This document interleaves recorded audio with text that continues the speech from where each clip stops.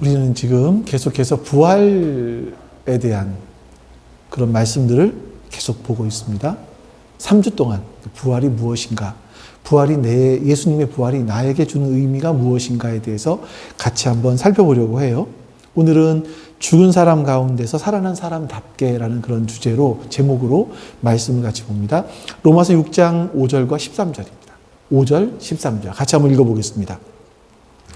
우리가 그의 죽으심과 같은 죽음을 죽어서 그와 연합하는 사람이 되었으면 우리는 부활에 있어서도 또한 그와 연합하는 사람이 될 것입니다. 그러므로 여러분은 여러분의 지체를 죄에 내맡겨서 불의의 연장이 되게 하지 마십시오. 오히려 여러분은 죽은 사람들 가운데서 살아난 사람답게 여러분을 하나님께 바치고 여러분의 지체를 의의 연장으로 하나님께 바치십시오. 아멘. 자, 오늘은 여러분 영상 우리 하나 먼저 보고 같이 말씀을 보겠습니다. 자, 여러분들 이 오노다를 보시니까 이게 제가 이 똑같은 영상은 아니지만 2023년도 10월 달에 마가복음 1장을 가지고 하나님 나라 설교할 때 한 번 보여드렸어요. 오노다의 이야기를 한 번 말씀드린 적이 있었습니다. 여러분들은 이걸 보시면 어떠십니까? 영웅인가요? 일본 군국주의 입장에서 보면 당연히 영웅입니다. 이 사람은 굉장히 똑똑했고 또 치열하게 살았습니다. 열심히 살았습니다. 29년간 정글에서 생존을 했어요. 이 사람이 일본에 들어왔을 때 이 사람은 국가적인 영웅으로 대접받습니다. 그도 그럴 것이 마지막에 나온 것처럼 일본 사람들이 패전, 전쟁에 졌다. 이런 것에 쌓여 있었을 때 그는 정글에서 혼자 치열하게 전투를 계속해서 하고 있었던 겁니다. 혼자 전쟁을 수행하고 있었던 거죠. 근데 여러분, 영웅입니까? 자신의 신념에 따라서 이 사람은 헌신했고요. 최선을 다해서 열심히 흔들림 없이 살았습니다. 최선을 다해서. 이건 감동되는 부분이 있을 수 있겠지만 문제가 뭐냐면 전쟁은 29년 전, 30년 전에 이미 끝났다는 거예요. 그래서 이 사람이 다른 글을 보면 이 사람은 매일마다 칼을 닦고 칼을 갈고 총기를 분해해서 마치고 소총 탄알 600발, 수류탄 6개를 가지고 전쟁을 수행하고 있었어요. 혼자. 하지만 그 전쟁은 이미 끝난 전쟁이라는 겁니다. 그래서 우리는 이 사람의 인생을 바라보면서 영웅이라기보다는 참 이 사람은 시대착오적인 인생을 살고 있었구나. 세상은 변했는데 변화된 세상에 대해서 알지 못하고 자기 세계, 나만의 세계에 갇혀서 살고 있었구나 하는 것을 우리는 발견합니다. 저는 이 사람의 이야기를 보면서 다시 생각하면서 굉장히 비슷한 사람들이 우리 기독교인은 아닐까? 이런 생각이 들어요. 기독교인들은 참 열심히 삽니다. 주 5일, 6일 일하고 주일날 교회 나와서 예배 드리고 교회에서 봉사하고 자기가 번 돈 가지고 하나님께 헌금도 드리고 정말 열심히 살아요. 치열하게 살아요. 똑똑해요. 거기다 또. 근데 만약에 이 그리스도인들이요, 세상이 바뀌었음에도 불구하고 세상이 바뀐 것을 모르고 그냥 열심히 최선을 다해서 성실히 살아간다면 여러분, 오노다와 다른 게 뭐가 있을까요? 세상이 바뀐 것을 알지 못하고 살아간다면. 여러분, 우리가 보고 있는 부활이라는 것은요, 교회를 시작하게 된 사건입니다. 그때부터 초기의 그리스도인들은요, 예수님이 부활했다는 걸 자기의 목숨을 걸고 막 주장하고 전하기 시작을 했습니다. 그만큼 중요한 일이죠. 예수님의 부활하심으로 말미암아 시대가 바뀌었습니다. 세대가 바뀌었어요. BC에서 AD로 바뀌었어요. 주님 오시기 전과 주님 오신 후로 바뀌었어요. 근데 예수님의 부활 때문에 많은 사람들의 인생이 바뀌었고 시대가 바뀌었고 세상이 바뀌었는데 나는 여전히 그 부활이 나에게 아무런 영향을 끼치지 못하고 있다. 그럼 여러분 이게 우리에게 뭐가 문제가 있는 건 아니겠습니까? 지난주에는 여러분 부활은 역사적인 사건이다. 이걸 말씀드렸어요. 사람들이 믿던 안 믿던 안 믿으려는 사람 많죠. 못 믿겨지는 사람 많죠. 근데 이건 역사적인 사실이다. 이런 말씀을 드렸고요. 오늘은 그러면 그 실제로 일어난 그 부활이 오늘날 나에게 무슨 의미가 있겠느냐. 이런 부분들을 여러분과 같이 한번 나누려고 합니다. 여러분, 예수님의 부활은요, 우리에게 정말 큰 복을 가지고 왔습니다. 가장 큰 복이 뭐냐면 예수님이 하나님이라는 사실이 드러난 거예요. 우리 한번 로마서 1장 4절 볼까요? 지난주에는 이 말씀을 읽지는 않고 이 말씀만 드렸었는데 같이 한번 읽어보겠습니다. 성령으로 죽은 사람들 가운데서 부활하심으로 나타내신 권능으로 하나님의 아들로 확정되신 분이십니다. 그는 곧 우리 주 예수 그리스도이십니다. 죽은 사람들 가운데서 부활하심으로 말미암아 뭐가 됐다고요? 하나님의 아들로 확정됐다. 이렇게 말씀하고 있어요. 이 확정됐다라는 말은요, 선언했다, 정해졌다 이런 뜻이에요. 그러니까 예수라는 분이 죽었다가 다시 부활하심으로 말미암아 하나님으로, 이분이 하나님이라는 것이 확정됐다, 선언되었다, 하나님으로 인정되었다 이런 뜻입니다. 만약 여러분 부활이 없었다면 예수님은요 그저 한 인간입니다. 30대 초반에 요절을 한 젊은 청년인 거죠. 그냥 사랑을 설파했던 젊은 청년, 현자, 성인 이 정도밖에 안 되는 거예요. 그런 사람을 예배한다? 예? 그런 사람을 예배한다라는 건 이건 사실은 말이 안 됩니다. 그런 사람을 위해서 목숨을 걸었던 수많은 사람들이 있는데 사실 그건 너무나 우스운 일이죠. 근데 여러분 반대로 정말 예수님이 부활했다면 이 말씀처럼 예수님은 하나님이시라는 거예요. 하나님으로 선언되었다라는 겁니다. 이 예수님의 부활이 기독교를 시작하게 했죠. 별 볼 일 없는 그 어부들이 눈을 열게 되었고요. 그 정말 배운 것도 없는 사람들이 눈이 열려서 새로운 세상을 보고 새로운 역사적 관점을 갖고 세상을 바꾸는 일들을 그 사람들은 하게 됐습니다. 아무도 무너뜨리지 못했던 로마, 그 로마까지 복음을 들고 들어간 사람들이 바로 이 사람인 거예요. 그러니까 이 부활이 인정되지 않으면 사실 기독교 공동체는 제대로 존재하지 않는 것과 마찬가지입니다.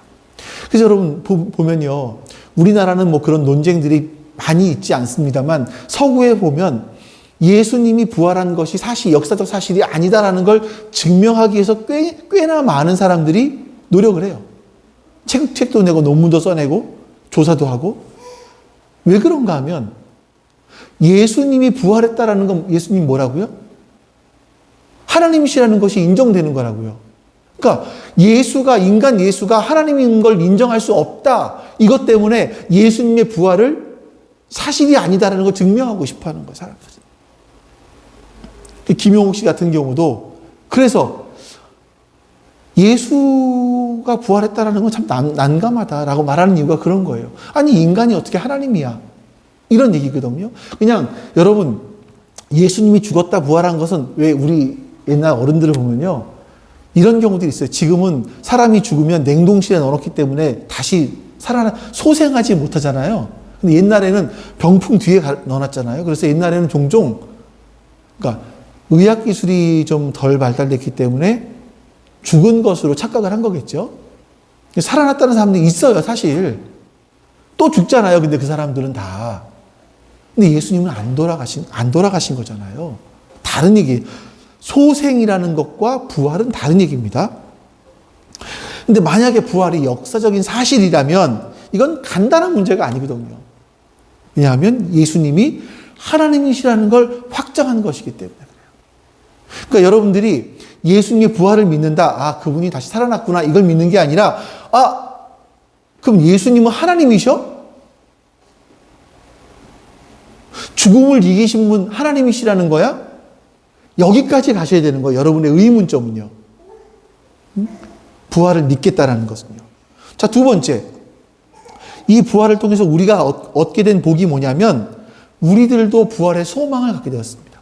로마서 6장 5절 말씀 같이 읽어봅니다. 우리가 그의 죽으심과 같은 죽음을 죽어서 그에 연합하는 사람이 되었으면 우리는 부활에 있어서도 또한 그와 연합하는 사람이 될 것입니다. 좀 설명하기 어려운 개념이지만요. 중요한 것만 볼게요. 우리가 예수님의 죽으심과 같이 연합한 사람이 되었으면, 그러니까 우리는 또한 부활에 있어서도 예수님과 연합한 사람이 되었다. 쉽게 말씀드릴게요. 우리가 예수님처럼 죽으면 우리는 예수님처럼 부활할 거다. 이 얘기예요.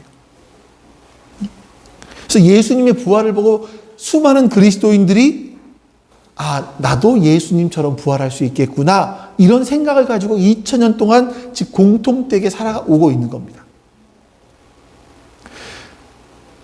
우리가 완전하게 부활했을 때 그때 세상은 하나님의 사랑과 공의로 그 공의와 정의로 이 세상을 이 피조 세계를 다스리고 계실 거예요. 완전하게. 그때는요. 이런 우리 인간의 한계, 문제, 아픔, 슬픔, 눈물 또 어떤 이기적인데 난 왜 이렇게 이기적이지? 이런 마음들, 속 죄책감 여기서 벗어나서 우리가 그토록 소망하는 하나님을 닮은 사람, 하나님을 닮아 거룩한 사람 이런 사람이 우리 안에 이루어질 거라고요. 그때 그 부활의 모습으로. 이게 부활을 소망하는 사람들이 갖게 된 소망이에요. 근데 여러분 이 부활은요 우리가 볼 때 우리 생각할 때 부활은 그래 미래에 일어날 일이야. 미래에 부활이 일어나게 되면 우리도 저렇게 될 거야. 예준아 들어가지 마 잠깐만 들어가지 말래? 조금만 이따 들어가요. 우리도 미래에 어느 날 그렇게 될 거야 라고 생각을 해요. 근데 성경을 보니까 재밌는 말씀들이 나옵니다. 이미 부활이 시작되었다. 부활이 시작되었다라고 나와요. 우리 한번 로마서 6장 13절 말씀 볼게요. 같이 한번 읽어봅니다. 그러므로 여러분은 여러분의 지체를 죄에 내맡겨서 불의의 연장이 되게 하지 마십시오. 오히려 여러분은 죽은 사람들 가운데서 살아난 사람답게 여러분을 하나님께 바치고 여러분의 지체를 의의 연장으로 하나님께 바치십시오. 이 말씀 잘 보세요. 죽은 사람들, 이 말씀을 보시면 죽은 사람들 가운데 살아날 리을이 맞습니까? 아니면 살아난 니은이 맞습니까? 예? 뭐가 맞죠? 자, 죽은 사람들 가운데서 앞으로 미래에 살아날 사람인 게 맞아요? 아니면은 살아난, 현재 내가 살아난 사람인 게 맞아요? 이게 번역이 잘못됐나요? 근데 헬라어로 된 성경을 봐도요, 현재 진행형으로 되어 있어요. 이미 살아있는 사람으로 말하고 있는 거죠. 여러분, 신약 성경을 보면 우리 몸의 부활을 포함해서 완전한 부활이 세상의 완전한 회복이 미래에 일어날 일이다 라고 말씀하고 있어요. 우리의 완전한 회복과 우리 세상의 완전한 회복은 미래에 일어날 일이다. 그런데 그때까지 이미 죽은 사람들 가운데 살아나게 하셨던 그 살리심의 능력이, 살려내신 능력이 우리 속에 들어오기 시작을 했고, 들어왔고, 작동하고 있다. 이게 성경에서 하는 말씀입니다. 그러니까 여러분, 성경에서 말씀하고 있는 것은요, 아직 완벽한 부활은 아니지만 이미 우리는 부활을 경험하기 시작했고 또 앞으로 완전한 부활이 일어나게 될 것을 기다리고 있는 사람이다. 이런 얘기예요. 이런 새로운 역사관을 갖게 된 사람들, 이중적인 세계관을 갖게 된 사람들이 그리스도인입니다. 자, 이게 어렵죠? 좀 이게 뭔 얘기일까? 이렇게 예를 들어볼게요. 일본이 아까 우리 오노다 봤으니까 일본이 망한 때가 언제죠? 망한 때가 아니라 항복한 때가 1945년 8월 15일이에요. 그렇죠? 일본이 항복을 선언함으로 말미암아 우리가 해방되었어요. 우리는 독립된 나라가 된 거죠. 예? 독립된 나라예요. 해방됐으니까 이제 독립을 했단 말이에요. 다 의해서이긴 하지만. 자, 그런데 독립이 되었어도 새로운 정부가 세워지는 데는 시간이 걸렸어요. 남한만이 단독으로 정부를 세우는 것을 반대하는 항쟁도 일어났고요. 제주도에서. 제주도 무슨 있었잖아요. 그런 거. 이런 아픈 과정을 겪으면서 3년이 지난 1948년 5월 10일 날 남한이 단독으로 선거를 하죠. 7월 1일 날 국회를 형성하고요. 7월 17일 날 헌법을 만들고요. 8월 15일 날 대한민국 정부가 수립됩니다. 1945년 8월 15일 날 우리는 해방이 됐고 독립을 했어요. 근데 실제 우리나라가 세워진 것은 3년이 지난 48년 8월 15일이었다. 이거죠. 여러분, 일본은요, 전쟁에서 졌습니다. 그것 때문에 우리나라는 주권을 갖게 되었어요. 그들이 우리나라에 대한 주권을 포기했기 때문에. 그렇다고 바로 대한민국 정부가 세워진 것이 아니라 3년의 시간이 걸렸다는 거예요. 그럼 여러분 보세요. 그 사이를 살아가는 사람들의 역사관은 뭐였었을까요? 우리는 해방됐어요. 앞으로는 완전한 나라가 세워질 거예요. 하지만 아직 완전한 나라가 되지 않았어요. 그래서 그 완전한 나라가 세워질 것을 기다리는 거죠. 더 복잡한가요? 더 복잡합니까? 자, 진봉준 집사님이 차를 사기로 해서 차를 계약을 했어요. 실제 아니고, 예. 차를 사기로 계약을 했어요. 그러면 차를 산 겁니까? 안 산 겁니까? 차를 산 거예요? 안 산? 계약금을 걸었어. 차를 산 거예요? 안 산 거예요? 샀지요? 대답을 한번 해달라고요. 샀지요? 샀으면 나는 차를 산 사람이에요. 근데 그 차는 내 안에 있어요? 없어요? 없잖아요, 아직. 언제 차가 완전히 나한테 옵니까? 그 차가 만들어져서 내 앞에 왔을 때, 그때 비로소 나는 차를 탈 수 있는 거예요. 똑같은 거죠. 똑같은 거예요. 예수님 부활하셨습니다. 그 부활이 이미 우리 안에 시작됐어요. 근데 우리는 아직 완전한 부활이 이루어지지 않았어요. 언제 완전한 부활이 이루어집니까? 미래, 어느 때, 주님이 다시 오실 그때 우리가 완전한 부활이 이루어지는 거예요. 그럼 여러분, 이게 왜 중요하냐면, 나는 이미 부활한 사람이구나. 근데 어느 미래에 내가 완전하게 부활될 것이구나. 이것을 알게 되면요, 새로운 정체성을 갖고 살아가요. 정체성. 내가 누구인지 이 새로운 정체성을 갖고 살아간다니까요.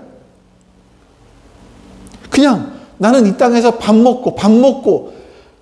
먹고 살기 위해서 그냥 부대끼고 이러고 살다가 때 되면 죽는 그런 인생이 아니라는 거예요. 나는 이미 부활한 사람이에요. 이미 부활한 사람이에요.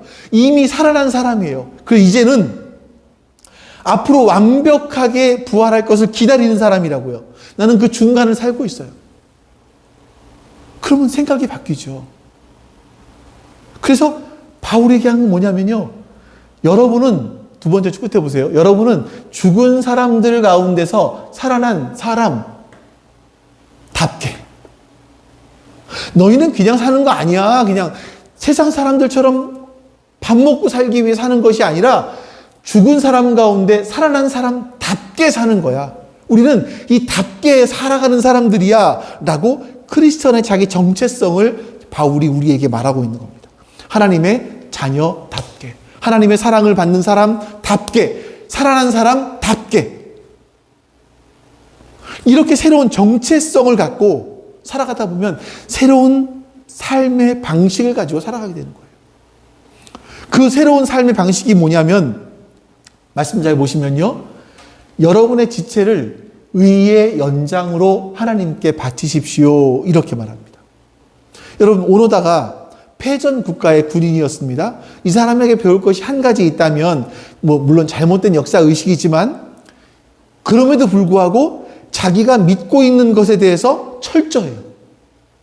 누가 아무리 와서 얘기해도 안 들어요. 형제가 와서 얘기해도 안 들어요. 누구 말만 듣냐면 자기에게 명령을 내린 상관의 말만 들어요. 그는 아직 전쟁이 끝나지 않았다라고 믿고 전쟁을 수행하는 군인답게 살아요. 그러니까 어떤 일이 벌어집니까? 매일 칼 닦고 미군 군함이 어떻게 지나가는지 그거 망원경으로 봐서 이거 있잖아. 띠띠띠띠띠 이거 모르스비오 치는 거예요. 이렇게 해서 일본 군인들에게 이걸 보내는 거예요. 받든지 안 받든지 몰라. 답장이 온 적도 없지만 계속 보내는 거예요. 전쟁의 일지를 써요. 이걸 얼마 동안 했습니까? 29년 동안 했다는 거예요. 29년 동안 심하죠. 치열하게 살았어요. 이런 삶의 방식이 어디서 나옵니까? 자기 정체성에서 나와요. 정체성. 내가 어떤 정체성을 갖고 있냐에 따라서 내 삶의 방식이 바뀐다니까요. 이 오노다는 잘못된 정체성을 가지고 있었죠. 거꾸로 얘기하면요. 그리스도인들이 이미 살아난 사람이고 앞으로 완벽하게 부활을 입을 사람이라는 거죠. 그 사람답게 살아가요. 답게. 그냥 세상 사람, 우리는 다른 존재인데 세상 사람들처럼 세상 사람답게 살아가는 것이 아니라 살아난 사람답게. 우리는 완벽하게 부활할 사람답게 살아가라는 거죠. 그럼 답게 살아가는 게 뭐죠? 이렇게 또 예를 들어드릴게요. 자, 일본 정부가 망했습니다. 근데 내가 그 당시에 일본에 있었을 때, 일본 정부가 있었을 때, 일본 정부에 계속 밑에서 막 이렇게, 이거 뭐라 그러죠, 이거? 짜웅은 좀 그렇고, 이렇게 해서 막 훈장도 받고 그랬단 말이에요. 근데 일본이 망했어요. 그럼 여전히 내가 일본 정부로부터 받은 훈장 닦고 있겠습니까? 그거 닦아야 돼요? 버려야죠, 그런 거는. 옛날에는 일본 정부 밑에 있을 때는 일본 고위 관료들과 관계를 맺고 있었어요. 계속 밥도 사주고 뭐하고 독립군들 핍박하면서. 근데 이제는 해방이 됐잖아요. 독립을 했잖아요. 다른 시대를 살아가잖아요. 그럼 뭐 해야 됩니까? 이런 일본 고위 관료들과 맺던 관계 청산하고 이제는 밥해서 뭐 오첩반상 뭐 이런 거 해가지고 독립투사들한테 가야 돼요. 내가 옛날에 미안했다. 내가 바뀐 시대를 몰랐다. 난 일본이 망할 줄 몰랐다. 우리 이런 분들 되게 많거든요. 일본에 유학을 갔다 온 사람 중에서 일본은 망하지 않을 것 같아. 절대 일본은 망할 수가 없어. 그래서 일본으로 전향한 사람들이 꽤 많이 있었습니다. 우리 지식인들 중에서. 그런 것처럼, 예. 이제 됐으니 바뀌었으니까 옛날에는 잘못했어. 사과도 하고. 그래야죠. 왜냐하면 새로운 시대가 왔으니까. 독립투사였다면 이제 밖에 나와서 활기를 치면서 독립을 즐거워할 수 있어야죠. 앞으로 완전한 정부가 세워질 것이기 때문에. 마찬가지입니다, 여러분. 만약에 부활이 진짜 일어났다면, 이걸 믿는다면요, 이전의 세상의 방식, 세상이 빌붙어서 이대로 살고자 했던 거기서 벗어나야 돼요. 버려야 돼요, 그거를. 이제는 새로운 시대가 열렸기 때문에 새로운 시대의 방식으로 삶을 살아가는 거죠. 우리는 앞으로 영광스러운 그 하나님 나라에 들어갈 사람답게 살아가야 되는 거죠. 그것을 위해서 우리의 지체를 드려라. 지체라는 게 뭐냐면 사지라는 뜻이에요. 이 사지를 상징적인 의미인데 우리의 삶 전체를 말합니다. 이스라엘 사람들, 유대인들 가운데는요. 우리의 삶의 모든 영역을 하나님께 드리자는 거예요. 우리의 삶의 모든 영역에서 하나님께 우리의 삶을 의의 병기로 드려라. 이렇게 말씀하고 있어요. 병기, 무기, 연장. 여기 연장으로 드려라. 여러분, 의가 뭘까요? 요거 참 오해하실까봐. 우리는요, 유교적인 어떤 뿌리 깊은 그런 관습이 있어서 의 그러면 도덕적인 청결함, 착함, 뭐 흠이 없는 거 이런 거 생각한단 말입니다. 근데 성경에서 말씀하고 있는 의라는 것은 뭐냐면 하나님과의 바른 관계예요. 넌 참 의롭다라고 성경에서 말씀하실 때는 그 사람이 하나님과 바른 관계를 유지했을 때 사람을 의롭다라고 말을 해요. 욥이란다. 노아는 당대 의인이었다. 세상의 다른 사람들은 다 하나님을 등지고 살아가는데 그 당시 노아만은 하나님과 바른 관계를 유지하고 있었다. 하나님은 그래서 노아에게 또 방주를 지어라라고 말씀하시는 거예요. 바른 관계. 자, 우리의 모든 삶에서, 모든 부분에서 하나님과 바른 관계, 바른 가치관, 이런 걸 가지고 삶을 살아가는 사람들을 가리켜서 의로운 삶이다. 그래서 의의 연장으로, 이렇게 하나님과 바른 관계를 맺어갈 수 있는 연장으로 나를 하나님께 바쳐라.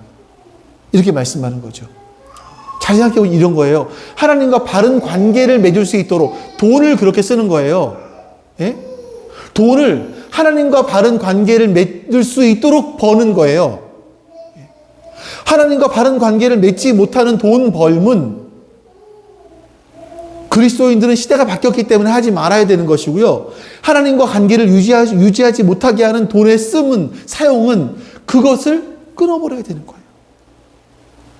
사람과의 관계 맺는 방식, 어떤 문화를 소비하는 방식, 문화를 즐기는 방식, 이 모든 것들이 의의 연장으로 하나님과의 바른 관계를 유지할 수 있는 그런 모습으로 하나님 나라의 가치관과 거기 맞는 모습으로 우리 하나님께 드리자는 겁니다. 결국 부활을 정말 진짜 믿게 되면요, 내 삶의 방식이 바뀌기 시작합니다. 방식이 바뀌어요. 아니, 독립을 했는데 왜 일본 제국주의 아래에서 살던 것처럼 사냐고요. 왜 전쟁이 끝났는데 정글에 들어가서 혼자 전쟁을 계속하냐고요. 새로운 시대가 시작됐는데 말이죠. 여러분, 이제는요, 그러면 이제는 이건 이렇게 산다라는 건 나를 의의 연장으로 하나님께 바친다라는 건 정말 너무나 많은 희생을 해야 되는 거 아닌가? 재미도 하나도 없고 그냥 맨날 거룩 이것만 해야 되는 거 아닌가? 이런 착각을 하실 수가 있어서 좀 더 말씀을 계속 볼게요. 만약에 여러분들이 고아와 같이, 이 시대를 고아와 같이 신명기서를 읽다 보니까 이런 말씀들이 나오더라고요. 그러니까 모세가 설교를 하는데 이스라엘 사람들이 가나안 땅에 안 들어간다를 하나님께서 못 들어가게 하시죠. 불순종해서. 그랬더니 이제는 들어가겠습니다 해가지고 하나님께 들어가요. 이스라엘 땅에 들어가요. 들어가서 완전히 깨지고 옵니다. 그런 사건이 있었잖아요. 왜 힘듭니까? 왜 삶이 그렇게 힘들죠? 왜 맨날 얻어 터지고 오죠? 내가 그 일을 해보려고 해서 그래. 내가 그 일을.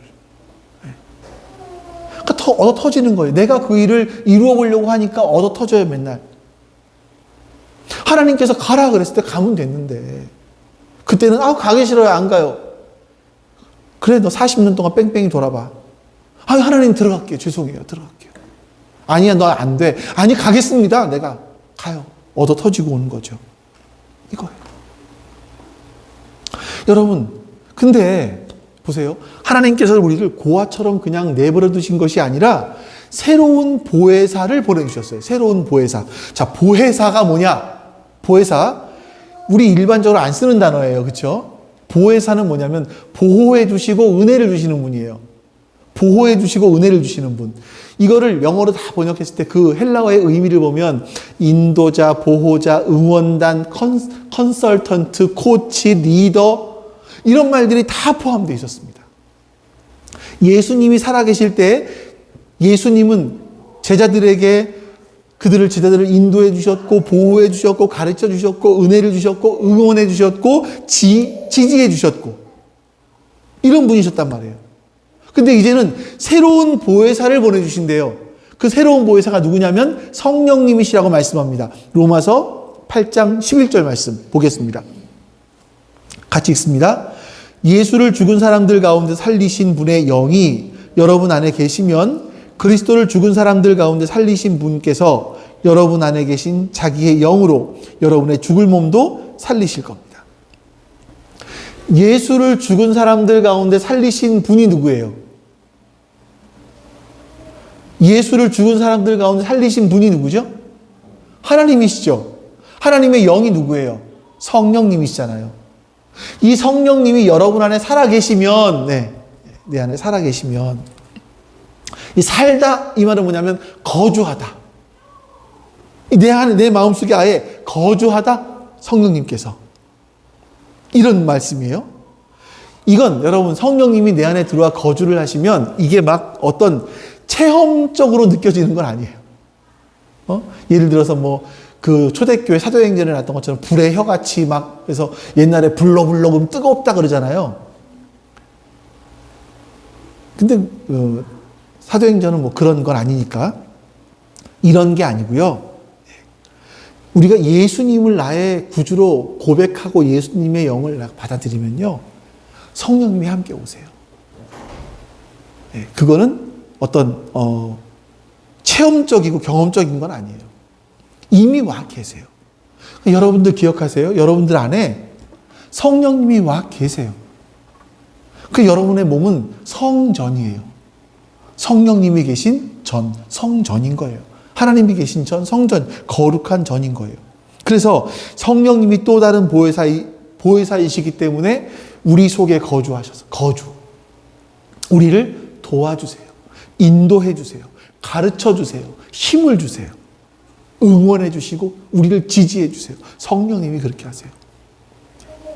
정말 여러분, 이건 정말 놀라운 고백이거든요. 천지를 지으신 하나님의 영이 죽은 자 가운데서 예수를 부활하게 하셨던 그분의 영이 우리 속에 거주하신다고요. 그분이 보혜사이시라고요. 그래서 여러분, 그리스도인들은요, 새로운 방식의 삶을 살 수 있게 되는 겁니다. 우리는 막 성령님의 우리를 지지하시는 걸 알지 못하니까 세상에 누군가의 지지를 막 날 지지해줘 막 이러잖아요, 사실은. 나 좀 인정해줘 막 이러잖아요, 우리가. 근데 나를 매일같이 인정해주는 분이 계시다니까, 성령님이시라니까. 이런 새로운 방식의 삶을 살아가는 거예요. 그러니까 여러분, 세상에서 자존감을 찾는 것이 아니라 하나님을 올바로 믿는 사람들은 우리 안에 자존감이 세워져요. 왜? 나를 응원하고 나를 지지해주는 분이 계시니까. 내가 하나님 말씀을 따라가고 있을 때 그 삶을 지지해주고 인정해주시고 응원해주시는 분이 계시다니까요. 역사가 바뀌었어요. 여러분, 이렇게 시대가 바뀌었어요. 그 성령님이 내 안에 들어와 있는 그런 시대로 바뀌었어요. 그래서 우리로 하여금 계속 동기를 부여해 주십니다. 너 믿음으로 살아야지. 동기를 부여해 주십니다. 근데 우리가 말 안 듣잖아요. 근데 인내하세요. 인내하시면서 격려해 주세요. 지혜를 주시고요. 그분이 우리 안에 계시다니까요. 근데 그분이 우리 안에 계시면요, 또 이런 일도 하세요. 로마서 8장 15절 말씀 같이 한번 읽어보겠습니다. 여러분은 또다시 두려움에 빠뜨리는 종살이의 영을 받는 것이 아니라 자녀로 삼으시는 영을 받았습니다. 그래서 우리는 그 영으로 하나님을 아빠, 아버지라고 부릅니다. 자, 제가 이 아빠, 아버지에 대해서는 주기도문 할 때 얼마 전에 말씀드렸었습니다. 아빠, 아버지라는 단어는, 아빠라는 단어는 쉽게 많이 쓰는 단어 아니지만, 아버지라는 단어가 의미하는 것이 뭐냐면 보호자예요. 강력한 보호자. 아빠, 아버지는요, 나를 정말 사랑하시는 강력한 나의 보호자이시라는 거예요. 자, 근데 이 말씀 잘 보세요. 성령께서 우리 가운데 오셨어요. 그래서 자녀로 삼아주셨어요. 이 자녀로 삼았다는 게 뭐냐면 입양이에요. 입양, 양자의 영을 받았어요, 우리가. 그래서 하나님을 아빠, 아버지라고 부를 수 있게 됐다는 겁니다. 나를 사랑하시는 강력한 보호자이신 아빠, 아버지. 하나님과 나의 관계가 이렇게 됐다는 거예요. 이거 누가 하신다고요? 성령님이 하신다고요. 그래서 그 하나님의 사랑을 내가 느끼게 해주신다고요. 여러분, 우리가 이미 부활했지만 앞으로 완벽하게 부활할 그 시대를 가운데 중간 시대를 살아가고 있는 우리들 아닙니까? 자, 이런 우리들이 혼란스러워요. 왜 예수 믿는데 이렇지? 힘들지? 어렵지? 우리들 똑같지? 물론 뭐 왜 너는 아니어야 되지? 라고 말씀드릴 수 있겠지만 혼란스러운 이 시대 속에서 성령님께서 우리와 함께 계십니다. 우리를 보호하시고 인도하시고 격려하시고 지지하시고. 자, 또 중요한 게 있어요. 성령님이 하시는 또 중요한 게 있어요. 8장 26절 말씀 같이 또 읽어보겠습니다. 시작. 이와 같이 성령께서도 우리의 약함을 도와주십니다. 우리는 어떻게 기도해야 할지도 알지 못하지만 성령께서 친히 이루다 말할 수 없는 탄식으로 우리를 대신하여 간구하십니다. 이 상상이 가세요, 여러분. 성령님께서 여러분을 대신해서 탄식하실 정도로 기도하신대요. 하나님의 영이, 천지를 만드신 하나님의 영이 나같이 그 작은 존재를 위해서 어떻게 기도해야 될지도 몰라요, 우리. 근데 그런 우리를 위해서 기도하고 계신다고요. 이 말씀 정말 위로가 되는 말씀 아닌가요? 인생을 살다 보면 기도를 하기 힘들 때가 있어요. 기도를 왜 해야 되는지도 모를 때가 있고요. 기도하고 싶지 않을 때도 있고요. 기도를 하기 싫을 때도 있어요. 때로는요, 스스로가 막 자포자기하고 널브러져 있고 싶을 때가 있어요. 그런 고비 어려움들을 지나왔지만 그럼에도 불구하고 내가 왜 이 자리에 이렇게 있을 수 있죠? 딱 한 가지예요.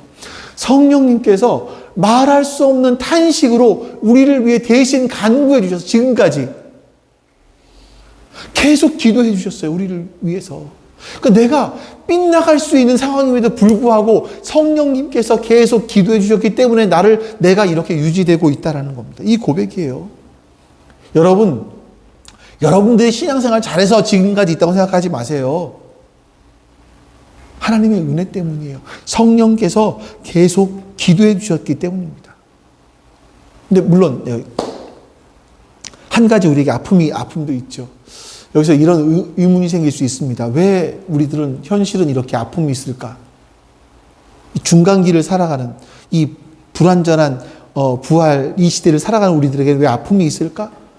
로마서 8장에 보면 분명하게 이렇게 말합니다. 같이 읽어볼게요. 모든 피조물이 이제까지 함께 신음하며 8장 22, 23절이 없나요, 혹시? 없군요. 네, 없나 보요. 제가 읽어드릴게요. 제가 안 넣어놨나 봅니다. 모든 피조물이 이제까지 함께 신음하며 함께 해산의 고통을 겪고 있다는 것을 우리는 압니다. 그뿐만 아니라 첫 열매로서 성령을 받은 우리도 자녀로 삼아주실 것을 곧 몸을 속량하여 주실 것을 고대하며 속으로는 신음하고 있습니다. 성경에서 말씀하고 있는 이 시대가 어떤 시대냐면 인간들이 신음하는 시대예요. 신음하는 시대. 신음이라는 단어는 여인이 해산할 때 그때 내는 소리를 말합니다. 이 모든 아픔들을, 이 신음소리를 누가 내고 있냐면 인간들만 내는 것이 아니라 모든 피조물들이 내고 있대요. 이 지금 21세기죠.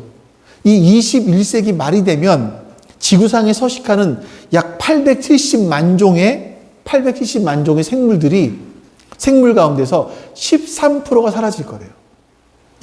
그래서 6차 대멸종이 시작될 거다. 학자들이 이렇게 말을 해요. 그 중에서 인간들 때문에 멸종하게 되는 생물의 개체수가 12,000종 정도 된다고 합니다. 지구 전체가, 지구의 생물들이 신음하고 있어요. 생태계 아닙니까? 저는 여러분 간혹가다 이래요. 북한이 미사일을 종종 쏴요. 제가 미사일 하나에 얼마짜리인가 봤더니 단거리는 한 600억, 장거리, 이 대륙간 탄도미사일 있잖아요. 한 2천억 대인데요. 한 번 쏠 때마다 얘네들 2천억씩만 날리는 거예요, 얘네들이요. 아니, 그걸 가지면 북한의 주민들이 얼마나 먹고 살 수 있겠어요. 이런다니까요, 북한. 그 북한만 이렇게 힘듭니까? 남한은 어떤가요? 남한은 진짜 잘 살게 됐어요, 우리가. 그쵸? 잘 살게 됐어요. 근데 모두가 잘 삽니까? 오늘도 광수 집사님 오면서 진짜 힘들다.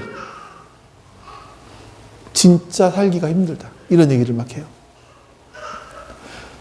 우리가 남한이 잘 살게 됐어요. 경제소득이 굉장히 높아졌어요. 뭐 세계 10몇 위 막 이래요. 근데 모두가 잘 살고 있습니까?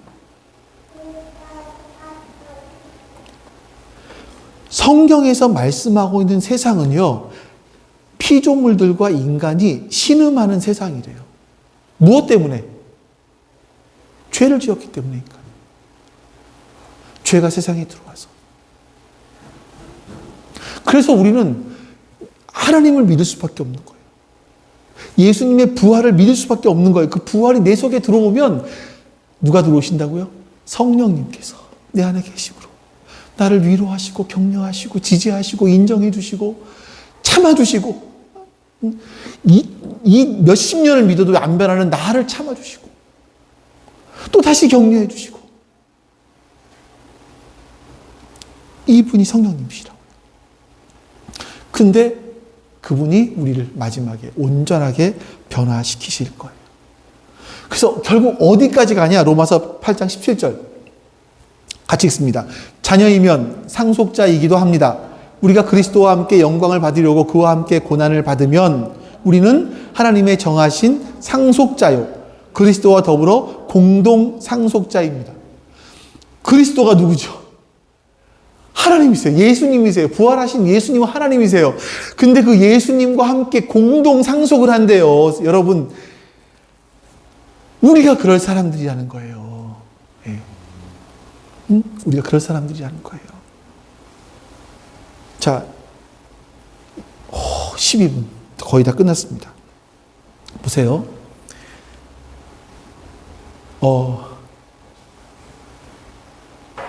이재용 씨의 아버지가 누구죠?